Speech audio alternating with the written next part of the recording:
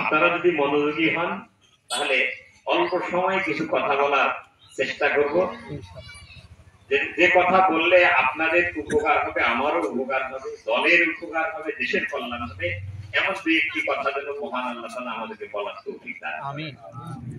আমি শুরু করছি। বঙ্গবন্ধু শেখ মুজিবুর রহমান নাম শুনেছেন? তিনি স্বাধীনতার স্থপতি। আমি সম্মানের সাথে নাম বলেছি, অসম্মান করিনি। তিনি বাংলাদেশের প্রধানমন্ত্রী ছিলেন, তিনি রাজনীতিবিদ ছিলেন, রাষ্ট্র পরিচালনা করেছেন। বলে ঠিক কিনা? দুই নম্বরে বহুদলীয় গণতন্ত্রের প্রবক্তা শহীদ প্রেসিডেন্ট জিয়াউর রহমান, তিনি রাজনীতিবিদ ছিলেন, রাষ্ট্র পরিচালনা করেছেন। তার রেখে যাওয়া সহধর্মিণী বেগম খালেদা জিয়া, তিনি রাজনীতি করেছেন, রাজনীতিবিদ ছিলেন, দেশের প্রধান ছিলেন, রাষ্ট্র পরিচালনা করেছেন। ঠিক কিনা? এরপরে আমাদের বাহির দেশের ভাই এরশাদ সাহেব, তিনি রাষ্ট্র পরিচালনা করেছেন, রাজনীতি করেছেন, দেশ পরিচালনা করেছেন। এবং বঙ্গবন্ধুর কন্যা শেখ হাসিনা, তিনিও রাজনীতি করেছেন, রাজনীতিবিদ ছিলেন, রাষ্ট্র পরিচালনা করেছেন। বলেন ঠিক কিনা? এরা যেমন রাষ্ট্র পরিচালনা করেছেন, আপনার আমার নবী সাইয়েদনা মুহাম্মদুর রাসূলুল্লাহ সাল্লাল্লাহু আলাইহি ওয়াসাল্লাম, তিনি কি রাষ্ট্র পরিচালনা করেছেন? তাহলে তিনি যদি রাষ্ট্র পরিচালনা করেন তাহলে তিনিও রাজনীতিবিদ ছিলেন। রাজনীতিবিদ না হলে তো আর রাষ্ট্র চালানো যায় না, যায় কি? আমার আপনার নবী সাইয়েদনা মুহাম্মদুর রাসূলুল্লাহ সাল্লাল্লাহু আলাইহি ওয়াসাল্লাম রাষ্ট্র চালাইছে কি দিয়ে? কোরআন দিয়ে। তাহলে বোঝা যাচ্ছে নবী রাজনীতিবিদ, কোরআনেও রাজনীতি আছে। আমার কথা কি বোঝা যাচ্ছে? আমার নবী যদি রাষ্ট্র চালাইয়া থাকে তাহলে সেই রাষ্ট্র চালাইছে কোরআন দিয়ে।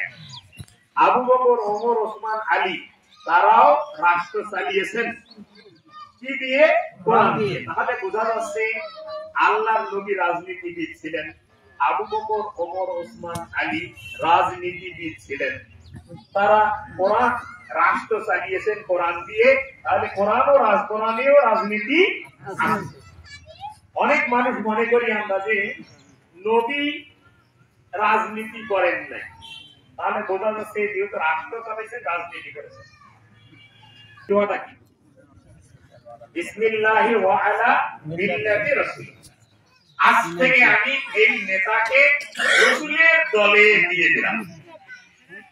ভাই, দুনিয়াতে তার একটা দল ছিল তো? ছিল। হ্যাঁ ছিল। বঙ্গবন্ধুর একটা দল আছে না? ছিল। জিয়াউর রহমান সাহেবের একটা দল আছে না? আছে। এরশাদ সাহেবের একটা দল আছে না? আছে।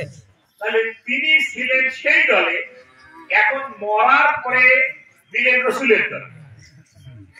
কেমন হলো? বিবেকের কাছে একটু প্রশ্ন রাখি। লোকটা সারা জীবন একটা দল করছে, সেই দল না দিয়ে আরেকটা দল দিলেন কেন? ভাই, ভোটের পরে, জিতার পরে হঠাৎ করে একটা নেতা যদি আপনার দল পাইছে, আপনি তাকে মর্যাদা দেবেন না? ভোটের আগত ওই দল করি হুই করি আর এলাকাকে খারাপ দিয়ে আমার বলো।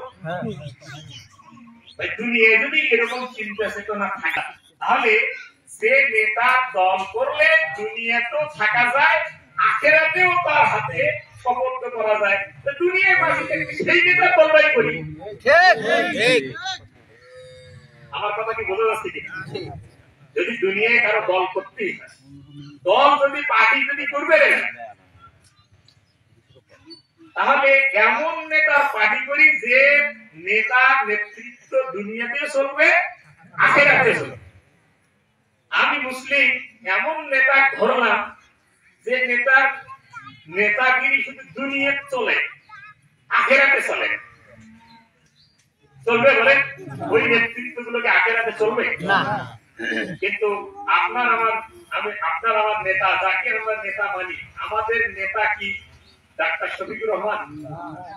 আমাদের নেতা কি মতিউর রহমান নিজামী ও আতিউর রাসূল, আল্লাহর আনুগত্য করো, রাসূলের আনুগত্য করো।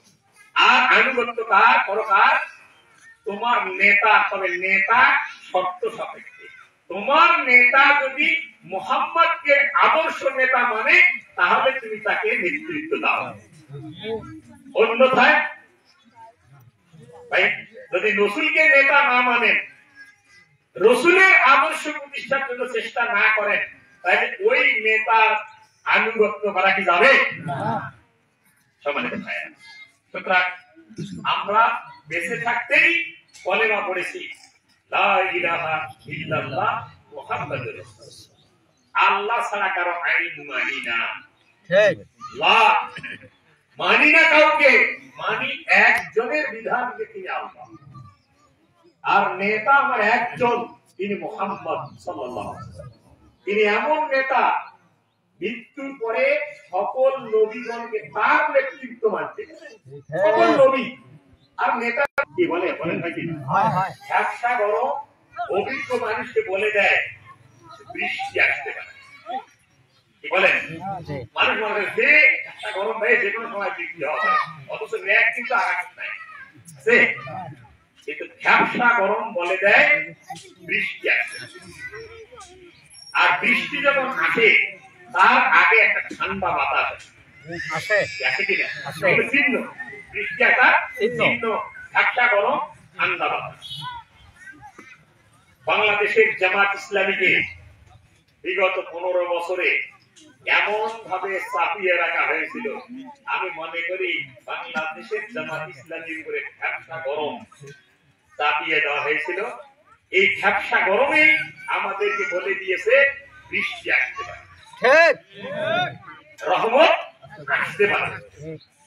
আর এই 5 আগস্টের পরে এই ব্যবসা গরমটা আরো বৃদ্ধি পেয়েছে। আর 5 বিশ্ববিদ্যালয়ের ফলাফল আমাদের ছেলেদের বিজয় বলে দিচ্ছে ঠান্ডা বাতাস। ঠান্ডা ঠান্ডা বাতাস আসতেছে, মানে রহমত আমাদের দিকে আসতেছে। এখন এই ঠান্ডা বাতাস যখন আসে, তখন যদি কোনো সেই সময় যদি কোনো সাইক্লোন আসে, ঝড় আসে, তাহলে অনেক সময় যে রহমতের বৃষ্টি হওয়ার কথা যেদিকে, সেদিকে না হয় উল্টে দিয়ে চলে যায়। আমার কথা, আমি মাস্টার মানুষকে সাহিত্যিক কথা বলছি। যখন ঝড়, প্রচন্ড একটা ঝড় আইলে অনেক সময় বৃষ্টি আসার কথা বসির বাড়ির দিকে